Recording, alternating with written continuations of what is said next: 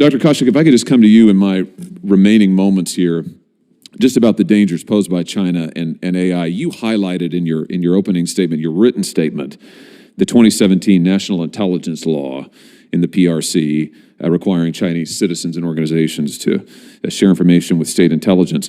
Can you just speak to the dangers of American AI companies doing business with China, investing in Chinese AI, partnering with the Chinese businesses, whether overtly state-controlled or not? Can you speak to that a little bit? Sir, thank you for that question. I think it hits right at the heart of the argument on economic security and national security. I think American businesses doing business in the PRC, at one point, our government promoted them to do it.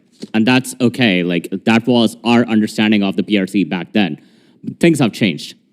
And today, if a company goes and invests in China, what they are doing is inherently supporting their economy, inherently supporting an authoritarian regime. They don't know whether what they're investing in is also fueling slave labor in Xinjiang. I think that is an important consideration for any American company who wants to invest in other countries. They have to take that into account. We have to be realistic about what is happening. We cannot live in a dreamland of the China we want to operate with. We do not control that.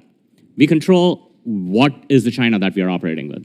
I'm so glad to hear that from you, and I hope that every corporate CEO will listen and take to heart the words you just said. I asked partly because I just had the opportunity to talk with an Intel executive who was testifying at a different committee. Intel, of course, is investing billions in China and in Chinese AI in particular.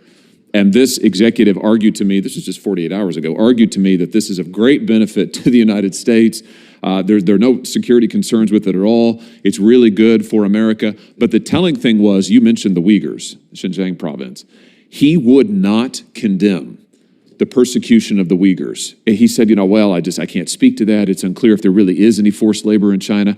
This, I think, is frankly the moral hazard that our companies face. If they do business in China, if they find themselves compromised by the PRC, they run the risk of supporting slave labor, of helping the Chinese AI program in a way that is materially to our detriment, but is also, frankly, just morally wrong. So thank you for your clarity on that. And I just think these companies, these so-called American companies, it's time that they actually did something for the values that we cherish as Americans. And ending slave labor ought to be at the very top of that list. And I frankly am sick of these companies taking billions. Intel is getting billions, $8.5 billion just approved to go to Intel under recent laws that this body has passed. And yet they're turning around and spending billions in China and won't condemn slave labor. In fact, maybe benefiting from it. And I just think that's wrong. I see my time's expired. I have a couple more questions for you, Dr. Kaushik, just about safeguarding our national labs. So I'll give those to you as written questions. Thank you, Mr. Chairman.